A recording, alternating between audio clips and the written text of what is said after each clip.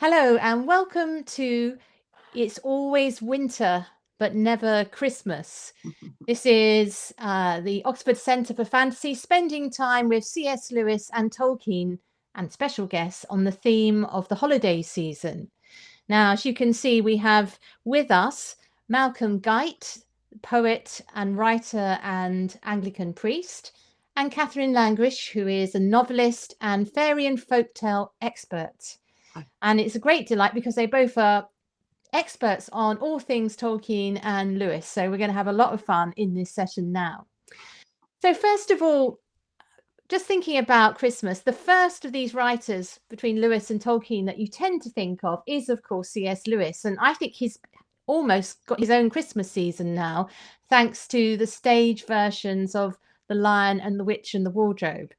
I mean, that's for two reasons. Obviously, it has the wonderful snowy landscapes, which lend themselves to Christmas shows, but also it has the very special arrival of a Christmas guest in the middle, and we'll come to him in a minute.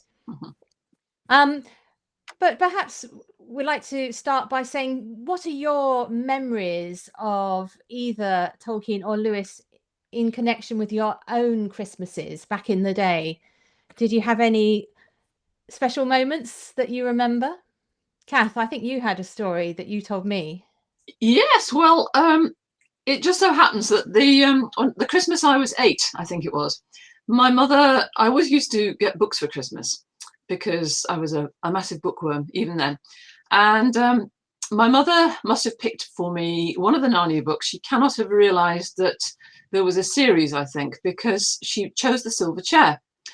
And so as I was opening my Christmas presents, amongst all the Enid Blytons, out popped this book, The Silver Chair.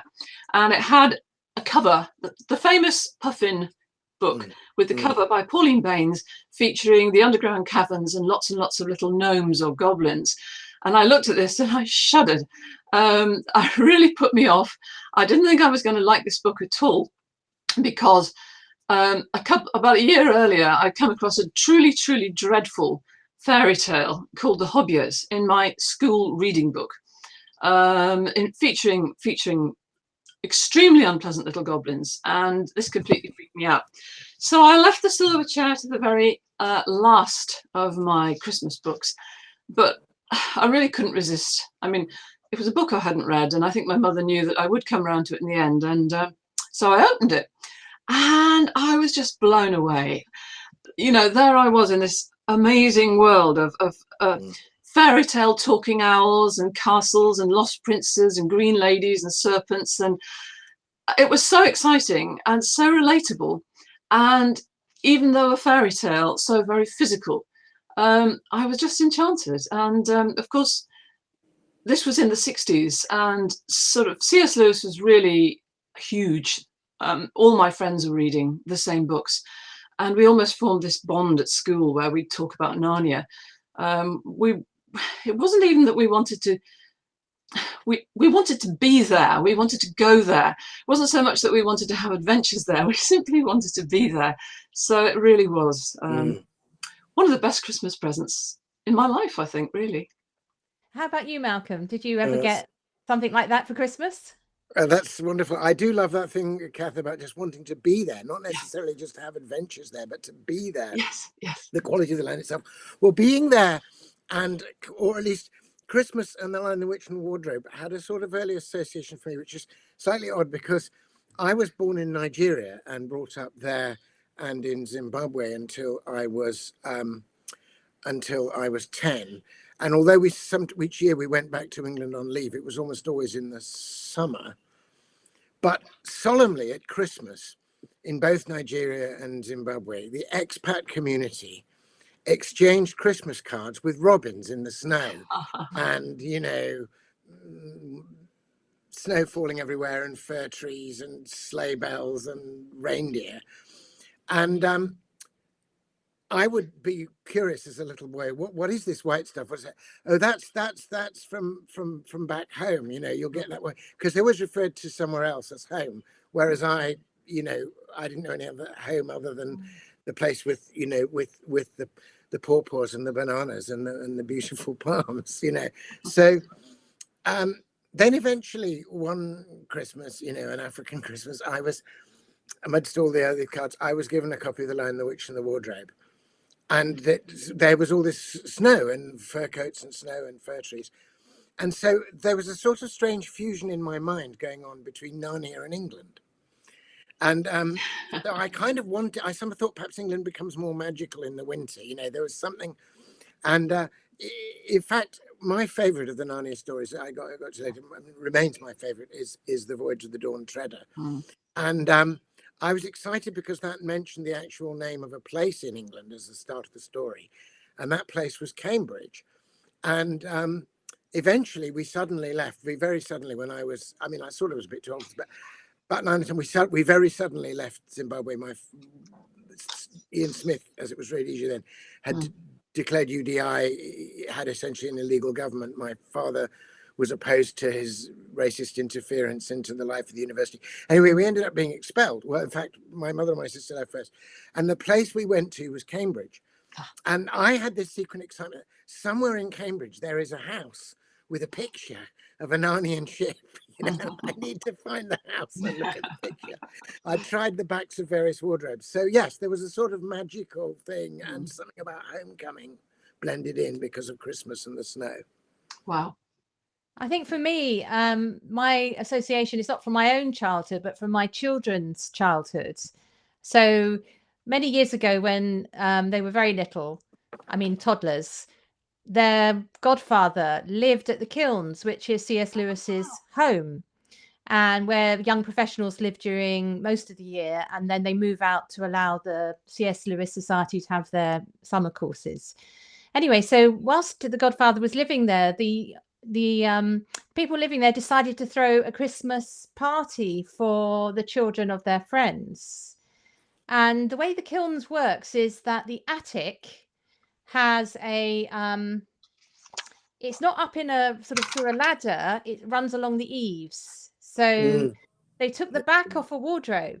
Oh, wow. And they put it over the attic door, and then they dressed the inside of the attic with, I suppose, cotton wool and fairy lights and a lamppost, and then put fake fur coats in the wardrobe. So the children literally in C.S. Lewis's house walked through a wardrobe into the attic.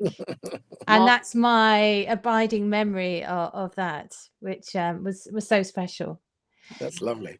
So let's go back to the sort of the theme of Christmas in the actual books. And obviously, in terms of C.S. Lewis and Narnia, we're talking about a world of talking animals. That's how he thought of it. That's the sort of nub of the idea behind it. But you get much more than talking animals in Narnia. And you get some very strange guests turning up, including lots of guests from Greek mythology and others. But famously, in The Lion and the Witch and the Wardrobe, you also get the arrival of Father Christmas. That's wonderful. What is he doing there? Now, Kath, can you help us? Can you help us with this? Well, yeah, I mean, I know actually, a lot of readers don't like Father Christmas's appearance in Narnia, and they feel he's sort of somehow out of place there. In fact, my husband says that as a little boy, he felt it was something wrong about it. Personally, I never minded, although I do think possibly Lewis was wise not to invite him back. But frankly, when a writer's come up with a wonderful phrase like always winter and never Christmas, I know they tell you to kill your darlings, but I don't think that's a darling that, you know, you can bring yourself to kill. So he had to do something. And let me just remind you how Lewis describes him. You've got to remember where it happens. The beavers and the Pevensies have escaped from the dam. Yes, because the White Witch is after them, and they've realised that Edmund has betrayed them. And they're hiding in a hole in a riverbank, and they hear sleigh bells. And they fear that it may be the White Witch. So Mr. Beaver bravely goes out to look. And of course, he finds it's not the White Witch. It's Father Christmas with his brown reindeer. And he calls them out. And then we are told that what they see is a huge man in a bright red robe, bright as holly berries, with a hood that had fur inside and a great white beard that fell like a foamy waterfall over his chest.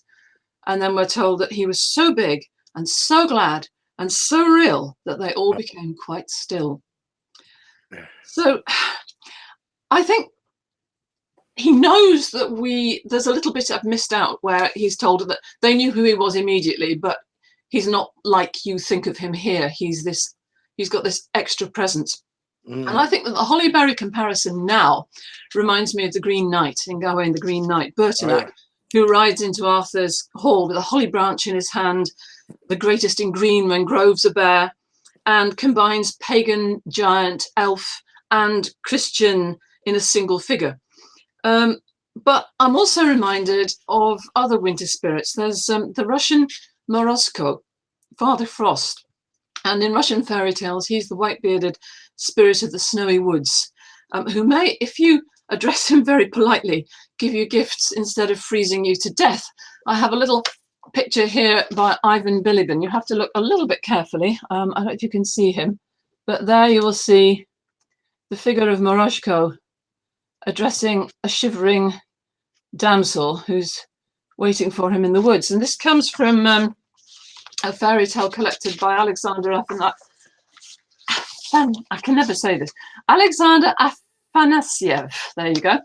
And in this fairy tale, a jealous stepmother persuades her husband to take his daughter out into the woods on a cold winter night and leave her to die in the forest. She says, "Drive Martha to her bridegroom, old man. Drive into the forest, right up to the big pine that stands on the hill, and there hand Martha over to Morosko, Frost." And I thought I would just read what happens, because here I have this ancient book of Russian fairy tales, and the girl is left shivering in the forest. She sat and shivered. The cold had pierced her through. She would have cried aloud, but she had not strength enough, only her teeth chattered. Suddenly she heard a sound. Not far off, Frost was crackling away on a fir. From fir to fir he was leaping and snapping his fingers. Presently he appeared on the very pine under which the maiden was sitting, and from above her head he cried, "Art thou warm, maiden?" "Warm, warm am I, dear Father Frost," she replied. Frost began to descend lower, all the more crackling and snapping his fingers. To the maiden said Frost, "Art thou warm, maiden? Art thou warm, fair one?" "Warm am I, Frost dear, warm am I, Father dear." Frost began cracking more than ever, and more loudly did he snap his fingers, and to the maiden he said, "Art thou warm, maiden? Art thou warm, pretty one? Art thou warm, my darling?" The girl was by this time numb with cold, and she could scarcely make herself heard as she replied, "Oh, quite warm, Frost, dearest."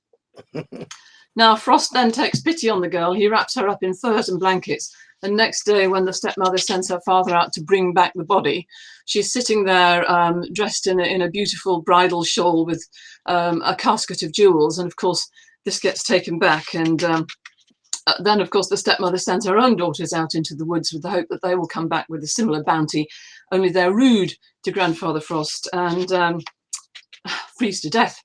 Oh. So I checked, and it seems that Morosko was originally a Slavic snow spirit or winter wizard. Apparently he was suppressed under the Soviet Union as being a bit too fanciful and sort of suspiciously sort of churchy. Which is strange, but is now very popular again, and I've even found a picture of that Vladimir Putin meeting an effigy of Morosko, and he's very similar. I mean, he's got the long white beard, the fur coat, the fur hat, the boots. He carries a magic staff, and he rides in a troika. But going back to Father Christmas, our Father Christmas has got very different origin from the American Santa Claus. He's not descended from St. Nicholas. He's a spirit or a personification of the winter festival. Mm-hmm. And you'll find that in the 16th century, a character called Father Yule used to parade through the city of York on the winter solstice, December the 21st, riding a goat or being drawn in a carriage pulled by a goat, carrying a loaf of bread and a leg of lamb.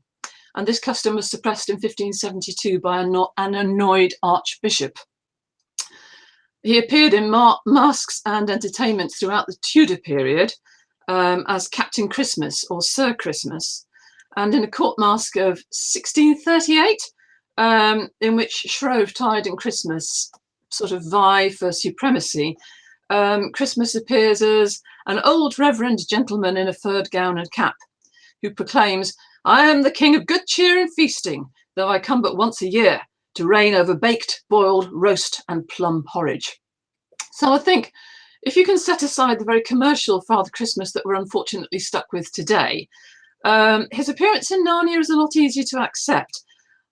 If you think of him as having this ancestry of ancient winter spirit, whose appearance signifies celebration and feasting in the middle of very harsh weather, I think it's easier to sort of accept if you've got problems with this at all, which I don't, to be honest. Yeah. I was always impressed by the gifts that he comes with. It's not like the ones that I got at the end of my bed, you know, a sword, a bow and arrow, but also a tea service. Very useful. Yes. Oh, and not to mention, mending Mrs. Beaver's giving Mrs. Beaver an entire sewing machine. Indeed. Exactly in the drawings, like the ones my mother had and used. My mother, actually, in appearance, was very like Mrs. Beaver. She's quite small and round, and often sitting at a sewing machine. So I always loved that. No, I have to say, I delighted in the whole Father Christmas episode. It didn't, partly because I was so little when I got that first line, "The Witch in the Wardrobe," that I needed help. And my mother and father between them read it to me. And it was partly why I think I was associated my mother with Mrs. Beaver, who was very pleased about this. And my father, you know, did all the voices wonderfully and did a very good Father Christmas. I was very excited by that episode because I had an ear and an eye for detail, and I had remembered that the White Witch had instructed her minions not to take the bells when she went on the sleigh in pursuit. So I thought, oh, bells, is it? But I thought there were no bells. And then it's a wonderful dramatic moment where just where they think is to be the most danger comes this jovial, convivial, wonderful spirit of encouragement. With, as you say, I was just so. I mean, I'm totally with you, Kath, on the let's not go back to an American tradition or even Saint Nick in that sense. Certainly not the diminutive little figure of the night before Christmas. There is this is Father Yule. This is a great embodiment of the kind of warmth and feasting, and the whole essentially human spirit that says when things are bleak and cold outside, we shall be snug, we shall have warmth, we shall have it's you know, the person who gets that snugness and warmth, and indeed that whole spirit so well, is Dickens, of course. And you know, in some ways Dickens' convivial green clad Christmas spirit in Christmas Carol is very much there. There's a brilliant short story which I'm sure Lewis knew, not short story, it's just a little anecdote almost, in Chesterton's Tremendous Trifles, where Chesterton meets Father Christmas.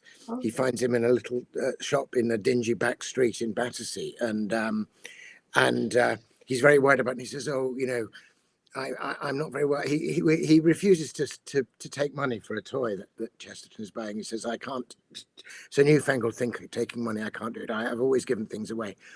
And then Chesterton says, "Why, you might be Father Christmas." He says, "Well, I am. I'm not very well at the moment. I've been declining." And then suddenly Charles Dickens walks into the shop and says, "But he was dying in my time. Good to see you, Father Christmas." And then Sir Richard Steele walks in and says, "But I believe he was dying in my time." And then Robin Hood steps in, and the whole shop, the story's called The Shop of Ghosts, is full of people going right back into English history and literature for whom this figure has been important, all of whom were slightly worried that he was dying in their time, you know, and that he needed reviving. So anyway, all of that. But I mentioned the joviality, and there's a very interesting thing that, as I'm sure you know, deep and important as was the friendship between Lewis and Tolkien, and vital as was Lewis's role in being, as Tolkien himself said at one point, his only audience, his only readership, and asking more for him. Tolkien was to some degree out of sympathy with the Narnia project, and one of the things that he found most irritating explicitly was Father Christmas, and that was because, in spite of his having produced these wonderful Father Christmas letters, but the reason was to do with his sense of genre and form.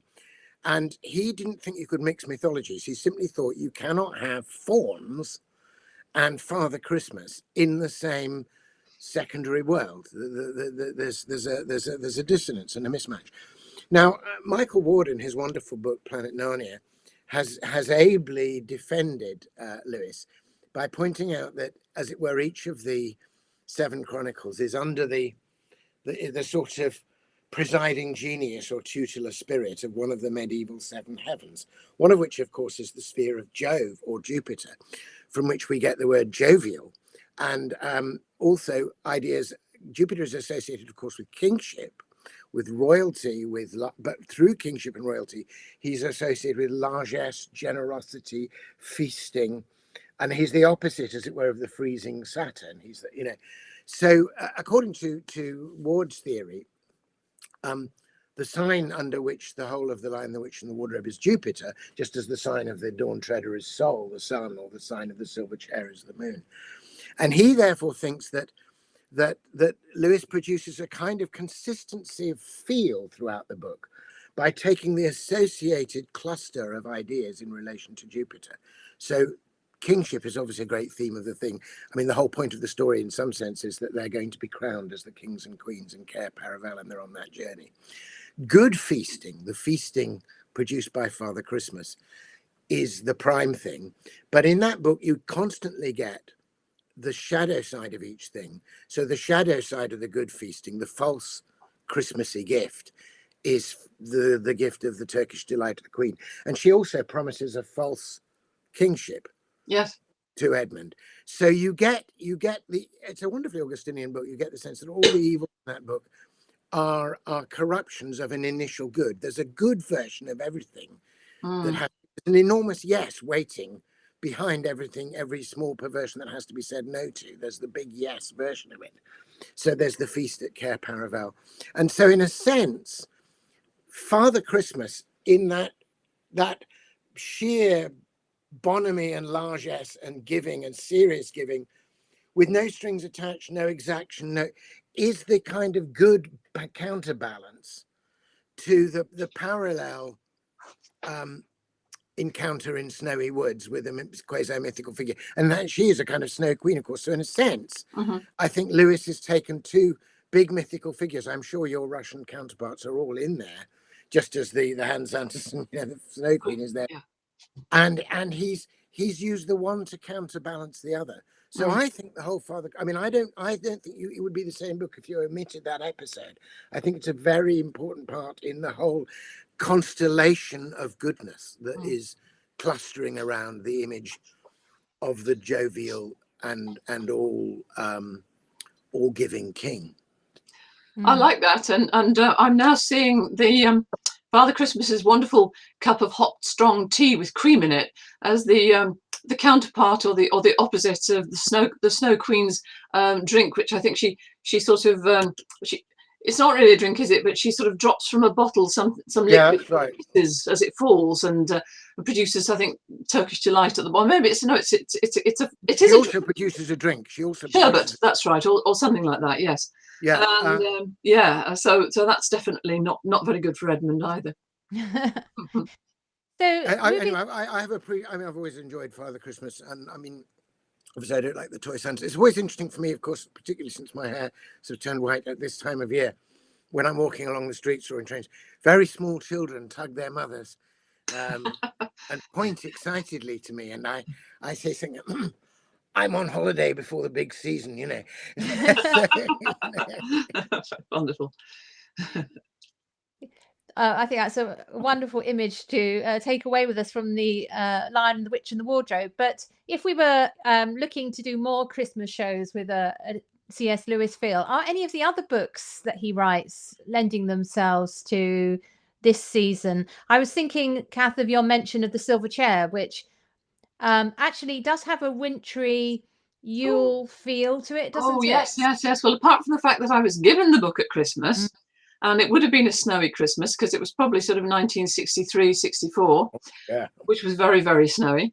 Yes, I mean, there's nothing quite so cozy, is there? This is what Malcolm was saying about sitting in a lovely warm house, reading about a freezing winter journey. So, yeah, I mean, it's not necessarily Christmas time because the Giant's Feast in Harfang is called the Autumn Feast, but they do get there through a blizzard. And they are eating, just to mention, they're eating turkey. Oh yes, I'd forgotten about that. As well as, and humans, but you know, turkey yeah, first. well, they also eat sort of a talking deer, I think, don't they? Talking stag, yeah, which is really. very sad. But yes, and I just remember, and I still enjoy this, reading about, you know, their miserable struggle up the wet, soaking, snow-filled ledges, you know, arriving at the gate of Harfang, bruised and miserable and tired and crotchety, and then being welcomed into this, you know, into the apparent, the deceptive warmth and shelter of Harfang. And what always struck me, even when I was a child, was the sheer physical pleasure of the contrast, if you like, of Jill having a bath in a giant tub that's so large you can swim in it, hot water so much that you can swim in it, and then getting out and having an enormous, like, acres of giant towel on which all you have to do is roll around in front of the fire to get dry. And frankly, anybody of my generation, and possibly your generation, Malcolm, who lived in a pretty sort of chilly house without double glazing, you know, heated mostly by coal fires, you know, getting out of a bath to get yourself dry in a pretty chilly bathroom, the idea of being able to just roll around on a great big towel in front of a huge fire was wonderful. I mean, I always wanted to try that. Wonderful. I always think, you know, all the sort of physical pleasures in those books are partly driven, I think, by the really quite dire experience of England immediately after the war, in terms of rationing, not a lot of fuel for heating, drafty rooms, short commons. To give the children, at least in these books, these wonderful feasts, and unashamedly glorious feasts. So there's, I suppose, the other, I mean, perhaps this is a bit wicked, I don't know, but another feature you might think from the Harfang scenes that might be familiar to some people from Christmas parties is Puddleglam having a little bit more of the bottle than is good for him, and getting himself a bit. There's a wonderful bit where he keeps on trying to say, but can't quite manage to say, I'm a respectable marshwiggle. And he says, respecabiggle, I'm a respecabiggle. And then, of course, he makes out that he was only pretending in order to, you know, and you know, it's a lovely bit of sort of weakness in Puddleglam. I mean, Puddleglam is one of my favorite characters in that book. And totally. The lovely idea of the sort of the apparently gloomy person who has this inner courage, and when he seizes on a thing that's really the case, changes the course of the story. So yeah, I think that's true. I mean, thinking about the other books, they don't have, I mean, the obvious thing to say, if we want to speak, of course, he was very careful many times over, Lewis, to say that it's not an allegory but a supposal, and that he's only trying to think of supposing that God Almighty were to be born into another world, which was a world of animals. Of course, he would be a lion and so on. But even given that it's a supposal and not an allegory, it is quite striking that there are no infancy narratives for Aslan. Aslan always appears, I mean, in that sense, I mean, although he draws on John a lot, in terms of the narrative arc, the Narniad is much more like Mark's gospel. Of course, Mark's symbol is the lion. When Mark's gospel, Jesus appears immediately. He's there, you know, John the Baptist proclaims him, and he's there, he's adult, he's fully formed, he's come to proclaim the kingdom, which is exactly what Aslan does, to usurp the use. I mean, you know, it's quite Markian sort of feel to that. And of course, Mark doesn't have the infancy narrative, so we don't have that. And I don't think Lewis could have done it successfully, and I think he knew he couldn't. So the closest he gets to it, in some sense, of another transformation, which isn't so much Christmassy, in fact, it's kind of more Eastery, but is the appearance at the end of the Dawn Treader as the lamb, and a direct quotation from John 21, "Come and have breakfast," and the fish grilling on the thing, and those who encounter him getting out of a boat in order to do so, and so on. So that's very very clear. But I think the Christmas associations with the others are much more to do with those of us who were lucky enough to have these books doled out to us with a year in between, waiting desperately for the next one and waiting for Christmas to come so that the next book would come. Even though, you know, I was reading them after the series had been completed, my parents sensibly didn't go out and get the box set. You know, they let me live with a book for quite a while, and then they gave me the next one. I longed to own the boxed set, but I never ever did. I eventually bought it, of course. You know, I mean, Yeah. I've lived with and read and reread these books sort of all my adult life. So then, of course, I did have the pleasure of reading them to my children. And yeah, though for me, I think the Christmas side of it is much more to do with the snugness, the conviviality, the sense that we shall have a feast. I mean, there's a wonderful description of the feast that's set out and renewed every day on Aslan's table. Oh, yeah. At the end of the dawn treader, and Yes. the bird, and you know, and that, I think that defended me. I mean, I wouldn't have been able to say this at the time, but it defended me imaginatively and at a very deep level from docetism, and you know, Jesus wasn't really in the flesh, or from an over spiritualized religion, from any sort of pure denial of the goodness, you know, of what Dante calls the holy and glorious flesh. I think all that good, honest, thoroughly enjoyable, unashamed, celebratory feasting around something holy. Yeah, they are very celebrated books. Of course, the direct Our Christmas reference in the Narniad, Lewis saves for the very last one, where he deliberately makes it a stable into which they're all driven, but the stable really is the door into, in a sense, contains that, and they realize inside the stable is the whole of Narnia and then Aslan's country. And it's left to Lucy, of course, who's always the most perspicuous, and I mean, her name Lucy means light. She always sees to the heart of everything, Lucy. She says, in our world, a stable in our world once contained something bigger than the whole world. Lewis is probably thinking of that beautiful line of John Donne's to Mary, actually, where he says, immensity cloistered in thy dear womb. So yeah, there's a lovely little reference just at the end of the Narniad to the stable. Yes. So whilst we're in the stable, perhaps Malcolm, you might want to read us the Nativity Poem by C.S. Lewis himself. It's a poem which you might have met in an anthology, but let's enjoy the season with it's his just poetry. I love this. He's thinking about the beasts at the stable. It's a poem of great humility, actually, but also of a kind of quiet humor, self-deprecating humor. The Nativity. Among the oxen, like an ox, I'm slow. I see a glory in the stable grow, which with ox's dullness might at length give me an ox's strength. Amongst the asses, stubborn I as they, I see my saviour where I looked for hay. So may my beast-like folly learn at least the patience of a beast. Among the sheep, I like a sheep have strayed. I watch the manger where my Lord is laid. Oh, that my buying nature would thence win some woolly innocence. That's a fabulous poem. Win thence, yeah. Yeah. Malcolm, you mentioned that he also has a more serious riff on this in his thinkings about Milton's ode. Perhaps we won't read all of that, it's a kind of very curious thing. I don't know if I've got a mark. So Milton, as you know, wrote a poem called Ode on the Morning of Christ's Nativity, which is a long, beautiful. I'm just hoping I've got the Lewis poem here. I had it marked, but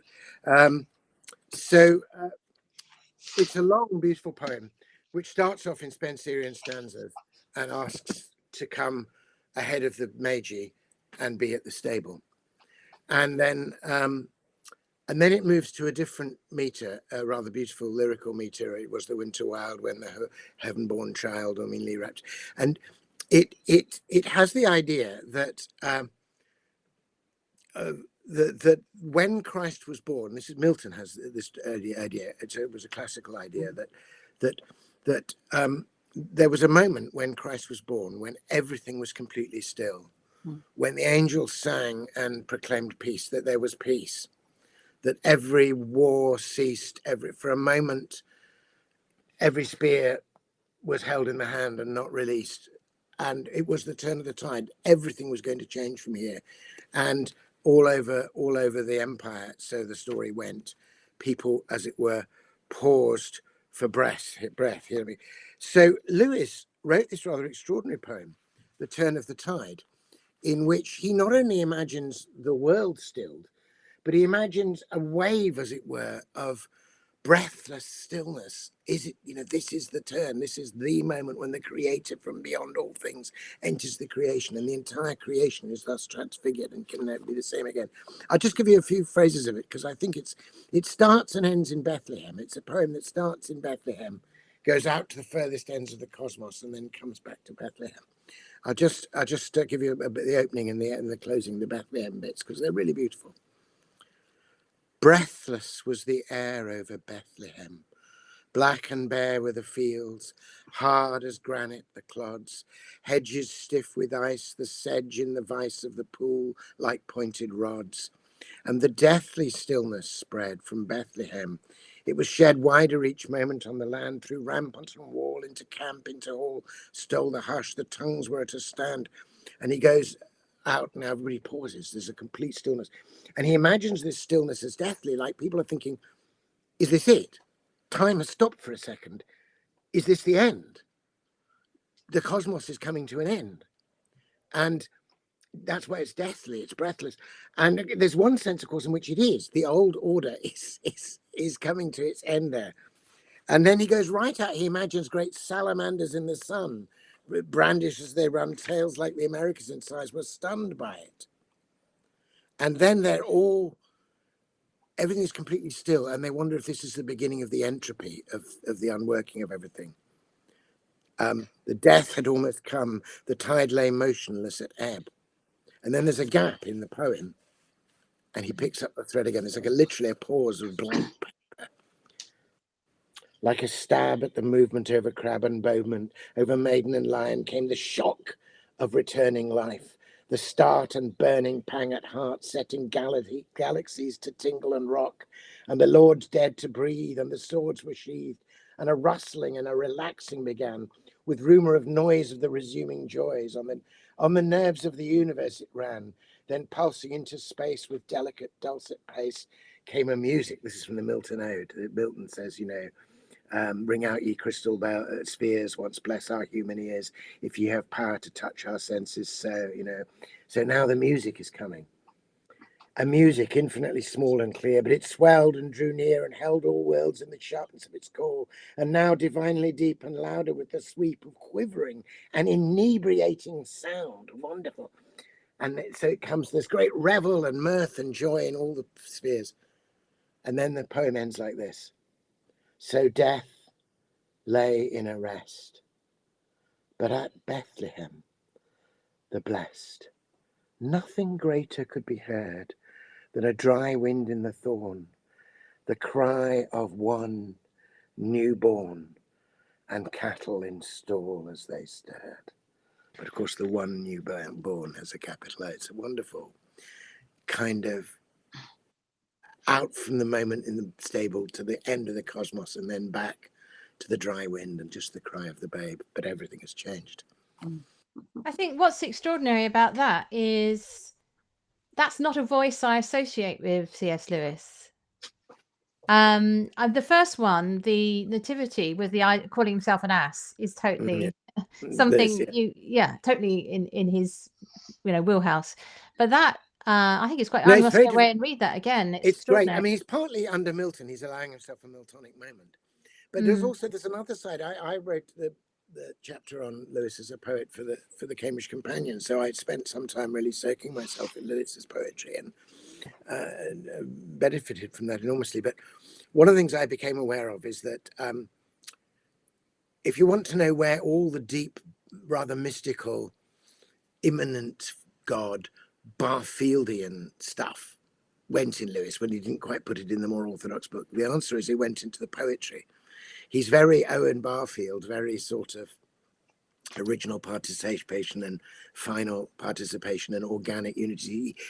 Lewis the poet allows himself a much richer sense of Lewis the theologian is often at pains to emphasize the transcendence of God and the failure of every worldly thing in respect of God's transcendence. But Lewis the poet allows himself a kind of cosmic mysticism, which I think is rather lovely. Thank you, Malcolm. That's lovely. So leaving C.S. Lewis in his mystical space, this is a good moment to turn to Middle-earth. Now, when I first thought of this, my initial reaction was, okay, Middle-earth doesn't have Christmas or doesn't have a Christmas style festival, but actually Kath has put me right. So Kath, in Tolkien, in the Legendarium, that side of him, where do you go to celebrate Midwinter Festival? Well, yeah, it's not immediately obvious perhaps, but Middle-earth does actually have a fairly extensive Yuletide or Winter Festival tradition. And these are touched on, or perhaps a few different traditions, but they seem to me to be sort of linked. You'll find them touched upon, never really sort of brought out particularly, in The Hobbit, in The Lord of the Rings and its appendices, and a couple of other places too. So, for example, you have to delve into the appendices sometimes. In Appendix D, we learn that the Shire celebrates 2 Yule days, which are the last and first days of the old and new years. These days were counted as outside the months. So the first month of the new year was named after Yule, and the last month was for Yule. And this is a quote: "In full," Tolkien adds, "Yuletide was 6 days long, including the last 3 days and first 3 days of each year." And since the Shire calendar is based upon the Númenórean calendar known as King's Reckoning, I think we can probably safely assume that some sort of midwinter festival was also celebrated in Gondor, but that's an assumption. Anyway, so in The Hobbit, when Gandalf and Bilbo are returning from the Lonely Mountain, right at the end of the book, they are accompanied by Bjorn, and they stay at Bjorn's house for some time on their return journey and celebrate Yule there. And it says, "Yuletide was warm and merry there, and men came from far and wide to feast at Bjorn's bidding," which I think would probably be rather nice because there'd be plenty of roast meats and honey. And at the end of the Return of the King, Frodo, and this is after the scouring of the Shire, Frodo and his friends are delighted to discover stores of goods, food, drink and tobacco, which have been stashed away by Saruman's ruffians and hidden in various places like the holes at Mickle Delving. Oh, and in the old quarries at Scarry. I presume it's Scarry rather than Scary. So that there was a great deal better cheer that Yule than anyone had hoped for. So the hobbits, I think we can safely assume, have a pretty good time at Yule. The Rohirrim, it turns out, also celebrate Yule, but the only description I can find of it is in Appendix A of The Lord of the Rings, and it can hardly be typical, at least I hope not, because during the long winter in the time of Helm Hammerhand, Helm's Deep was besieged by the Dunlendings, and we have, "In Helm's Deep there was a great hunger after Yule. Helm's son Hammer is lost in the snow after a foray, and Helm goes mad with grief, and dressed in white would stalk like a snow troll into the camps of his enemies and slay men with his hands. The Dunlendings said if he could find no food, he ate men." And there's a little quote here from Appendix A. "Helm had a great horn, and it was marked that before he sallied forth, he would blow a blast upon it that echoed in the deep. And then so great a fear fell on his enemies that instead of gathering to take him or kill him, they fled away. One night men heard the horn blowing, but Helm did not return. In the morning there came a sun gleam, the first for long days, and they saw a white figure standing still on the dyke, alone. There stood Helm, dead as a stone, but his knees were unbent. Yet men said that the horn was still heard at times in the deep, and the wraith of Helm would walk among the foes of Rohan and kill men with fear." So not terribly Christmassy story, but it was Yule. Except there is a tradition of Christmas ghost stories, isn't there? There is also a tradition of Christmas ghosts, and I think that's a pretty good Christmas ghost. In fact, it's all very northern and saga-like, which is unsurprising if you think that winter festivals do tend to be about celebrating and anticipating the return of the sun. and the rebirth of the year in the cold, dark season. And obviously, the further north you go, probably the more important these festivals become. And so, quite uniquely, I would say, for Middle-earth, the Dwarfs Winter Festival celebrates a named individual. Durin's Day occurs on the first day of the last moon of autumn on the threshold of winter. And the legend tells us, this is relying upon the appendices again, tells us how Durin slept alone until in the deeps of time he was awakened. He's the great ancestor of the dwarfs and lived so long he was known as Durin the Deathless. Yet in the end he died before the elder days had passed, and his tomb was in Khazad-dûm, but his line never failed, and 5 times an heir was born, so like to his forefather that he received the name of Durin. He was indeed held by the dwarfs to be the deathless that returned. And so I think here, like Christmas, in Durin's Day, we have a winter festival that hangs upon a single personage who died and yet is reborn. Just a thought. That's interesting, yeah. My final, the final example that I could find, which there may be others, but this was the result of my scouring of the legendarium. Anyway, I'm not sure this is in the legendarium, but in the Book of Lost Tales, the elves of Tol Eressëa celebrate a winter festival called Turuhalmi, or log drawing, which apparently involve games in the snow, the gathering of logs on sleighs, songs, drinking, and the telling of tales. So, now, do you know, I'm so thrilled that I think there can't be a Tolkien fan out there listening to this who won't feel they've not got their money's worth. Because Yeah. I've never heard all of that put together quite so clearly. No, I never have. Yeah, I remember Yule with Beorn, and that seemed absolutely right with Beorn. So, and Yule is really important. I mean, obviously, there's no way that, I mean, Tolkien would never have done, and never in a million years have done what Lewis did and introduced the word Christmas, No. like that. He does it because the whole magic of Tolkien's thing persists on completely letting that secondary world be itself.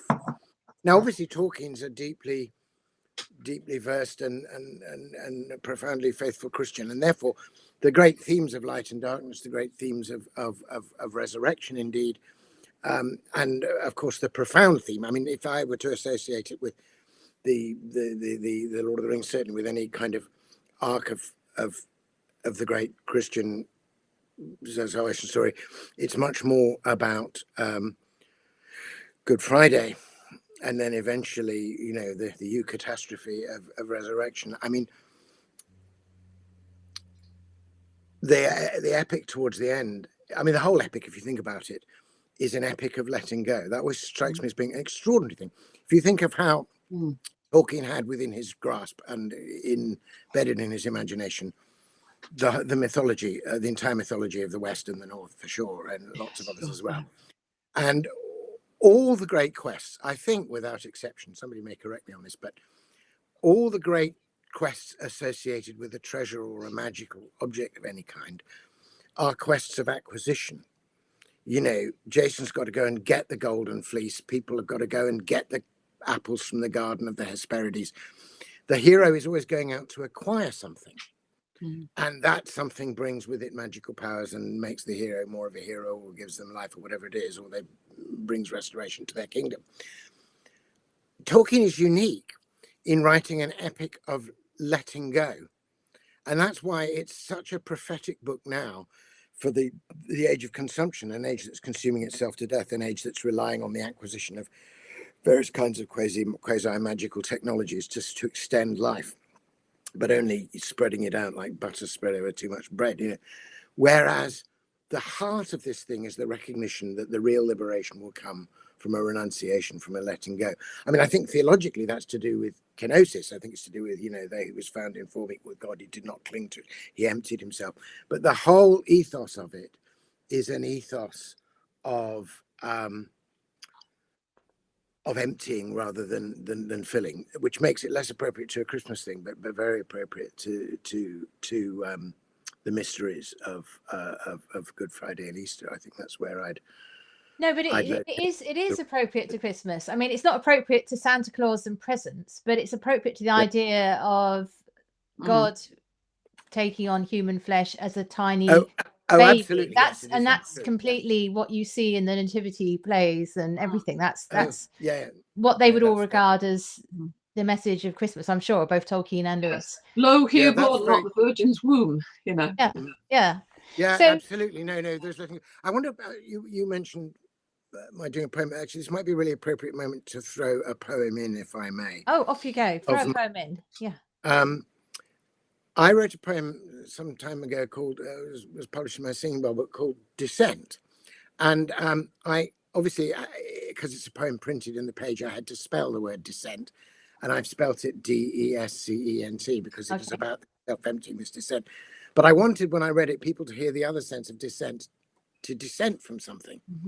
And the idea here is that just as Tolkien reverses the legendarium, so there's a sense in which, in my view, the Christian story changes the great sort of classical late pagan antiquity, the kind of classical narrative of the Olympian gods, the gods on high, and the religious quest as being an ascent, and the gods being in every respect superior to human beings.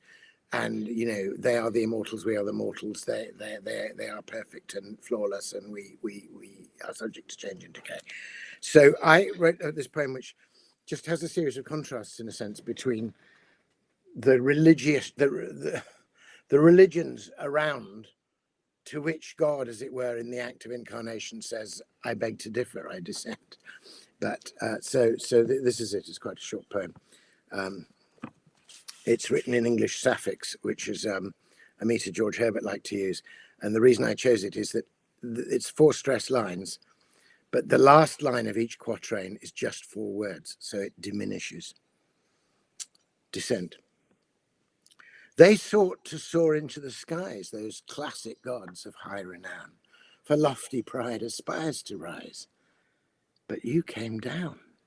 You dropped down from the mountains sheer, forsook the eagle for the dove. The other gods demanded fear, but you gave love.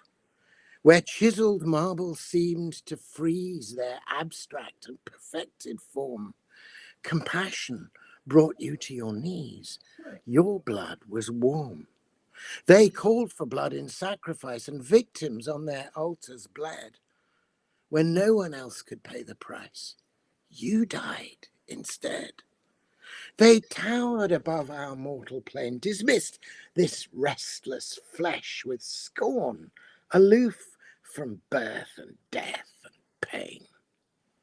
But you were born to these burdens, borne by all, born with us all, astride the grave, weak to be with us when we fall, and strong to save.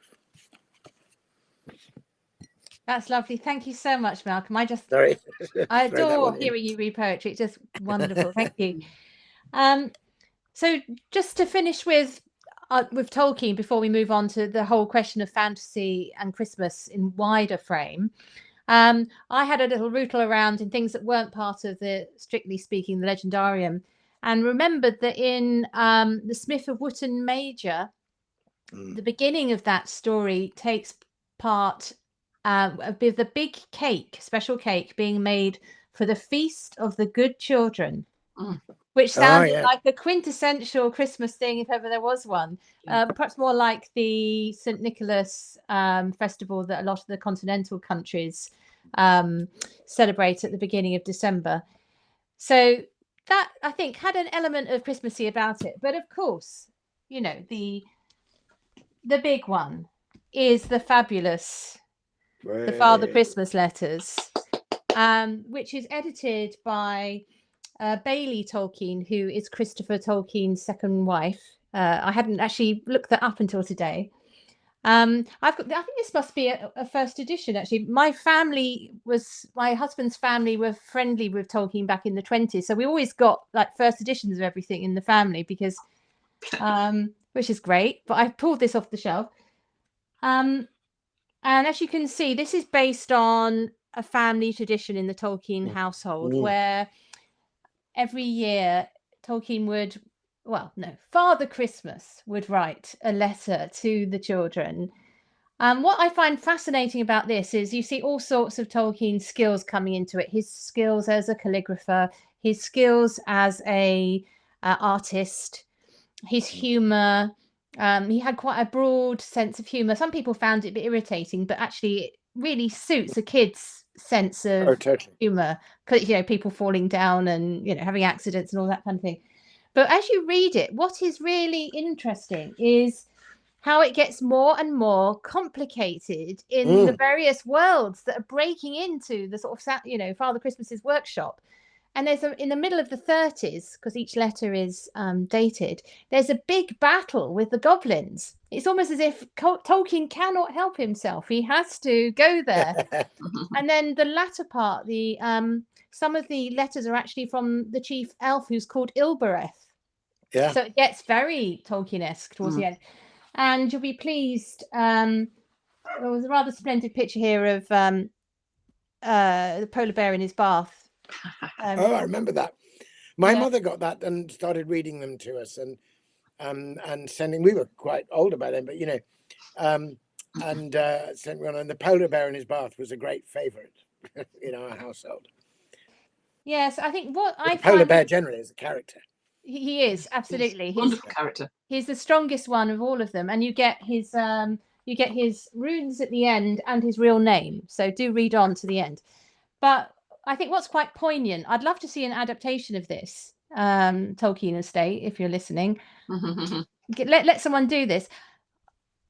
I'd love to see an adaptation of this where it ends where it ends, because it ends in 1939, and there's this very sort of mournful but poignant feeling of what happens at the end of Christmas, and I think it captures that mood really well.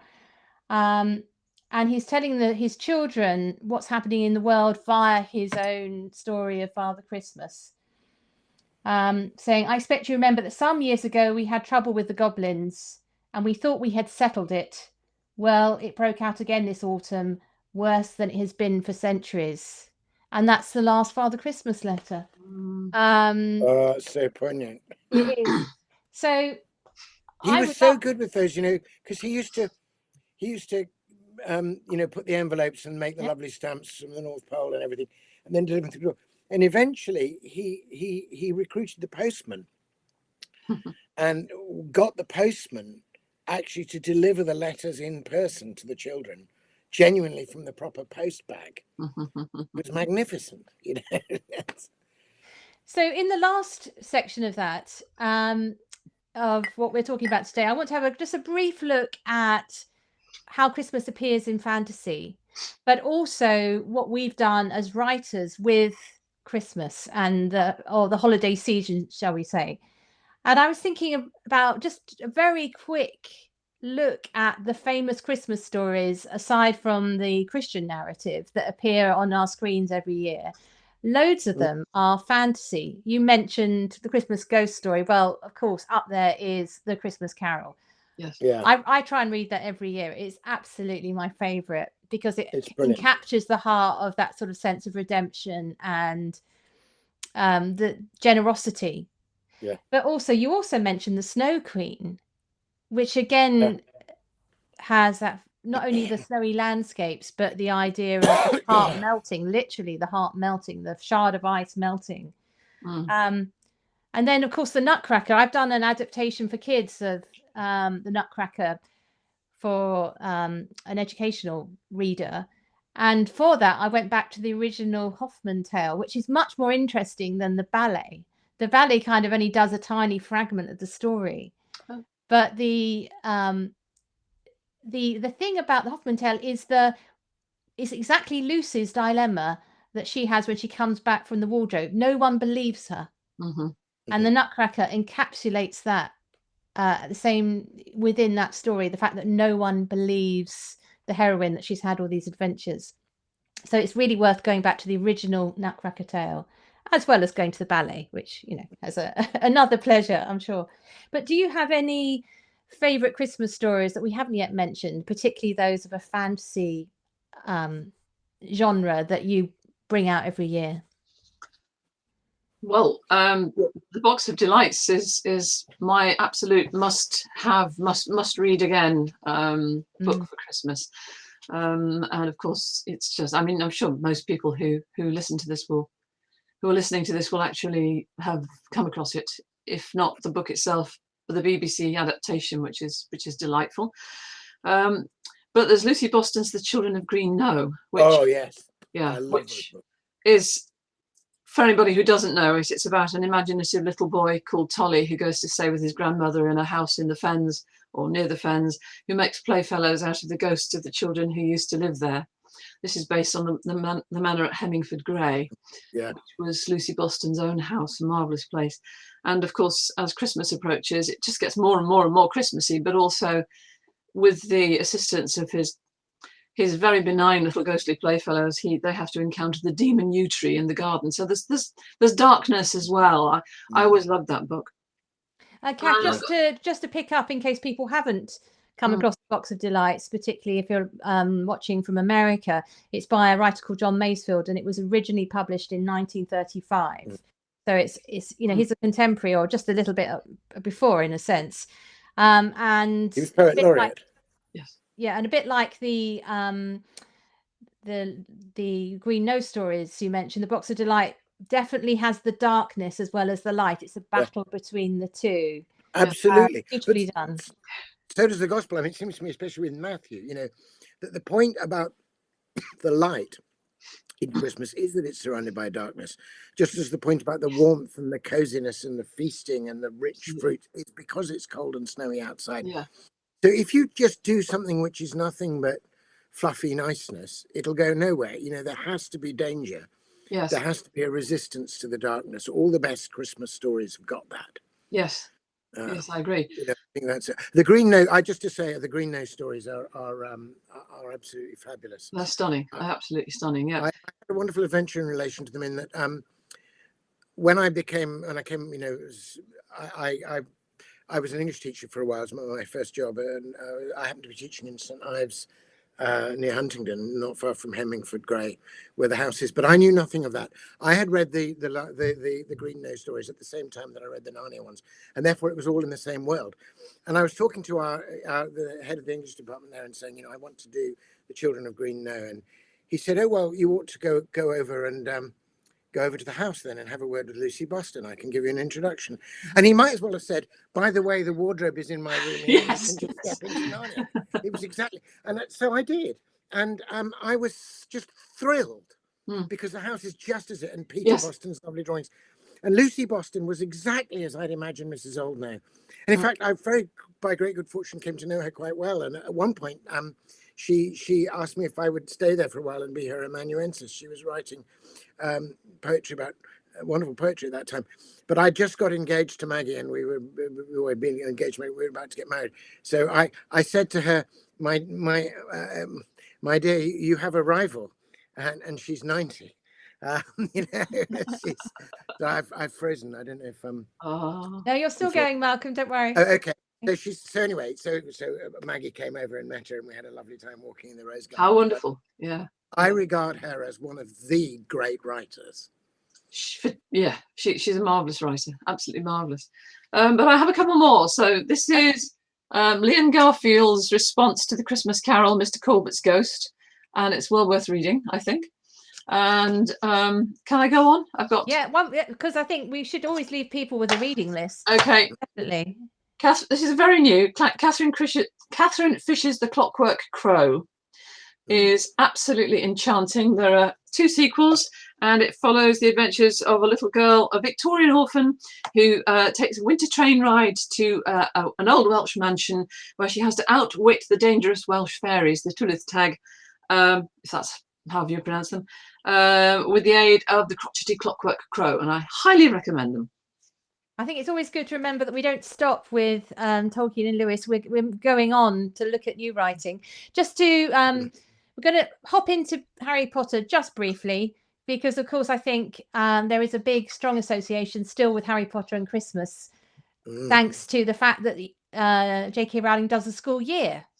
And yes, exactly. School year features Christmas heavily. So of course you've got all the images. And I think her use of it shows the side that you either do the full-on celebration, but you also use it to contrast the loneliness of a Yes. character. And that, I think, works particularly well with Harry when he's outside of, that's the bit which I think is most poignant, and when he's outside of everybody else's celebration. So if you're thinking about using it, if anyone's listening to this and is doing a fantasy world where Christmas fits, that's a really good use of it, is to do that. Yes, But absolutely. Malcolm and Kath, I'm now going to put you on the spot as writers to find out, well, you could recommend one of your books as a Christmas present if you want. Kath, I think you should definitely do that. But Malcolm, you've written a whole Advent book, which I actually spent one Advent doing, I think last year. So please tell us about that. Yeah, so this is called Waiting on the Word, a poem a day for Advent, Christmas and Epiphany. And it's an anthology. I mean, it's mostly classic poems, and it has one or two of my own in, but what I do is I give you the poem, but then I write a very short reflective essay. I find that people find it quite helpful to have something opened out for them. And I try and take the sort of Advent journey, which in a sense, of course, starts really, if one's thinking of the advent of Christ at Christmas. I mean, there are other senses of Advent too, but if one's thinking of the advent of Christ at Christmas, it has to start with the Annunciation, really, and Mary's various preparations. So I have some Annunciation poems. I have the great Milton poem in there that Lewis riffed on so much. I have my own sequence of 7 poems on the great Advent antiphons, the 7 great O's, which I love, which are these kind of mystical titles of Christ. I have a poem of my own about Christmas Day and so on in it. But I then go on into Epiphany and take the story forward, and I wrote a poem about the wise men coming. And I've sometimes chosen secular poems as well, not just directly religious ones, that are, I think, observations of the season that just enter into the spirit of the whole thing. There's a wonderful poem by the contemporary poet Greville Lindop about watching moons change in the winter sky, and wanting to give each of these moons in their different phases to his wife, and having to sort of give her the poem with the moons in them instead. So yeah, I really enjoyed doing it, and it seems to sort of continue to kind of live a life of its own. It also gave me a chance to bring in some poets who I think have been unjustly neglected. I mean, I've got a couple of poems in here by Ruth Pitter, who I think is a really fine poet, was much admired by Lewis. There's a beautiful poem of hers, a mystical poem called A Bird in the Tree I've got here. So yeah, it was very good fun to put together, and it seems to sort of have carried on with a life of its own. And I what I did for people who enjoy reading it but would like to hear the poems read, people have sometimes said to me it's nice if I read the poems. So I have recorded all these poems, and on my blog over the Advent season, in a sort of weekly post, I post up the recordings of all that week's poems and the texts of them, so people who are reading the book can sort of press a button and hear me recite the poem, which sometimes opens it out a bit. Okay, we'll put a link to that in the show notes, as they call it on these things, so people can find those. Kath, now I've got your book here. I'm going to bring it in. There we go. So this is a very good present to anybody who is remembering their childhood and their reading of the Narnia stories in particular. Tell us a little bit about this and what you cover. Well, so because I was so passionate about the Narnia books when I was a little girl, when I came to the end of them, and I'm sure many other children did this too, I wrote a book of my own stories about Narnia. I was 9, 10, that sort of age, and that sort of got me writing. That got me writing seriously. I never really stopped writing after that. I just carried on writing books. I mean, loads of unpublished manuscripts upstairs, unpublished and unpublishable, I should say.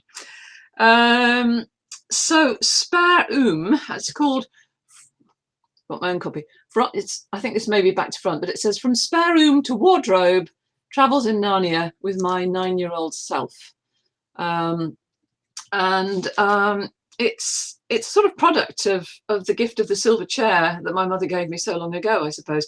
So I sort of explored my own childhood memories of reading the book, which I remember very, very clearly, rather as Malcolm can, often quite exactly where I was and what I was doing when I was reading the books for the first time.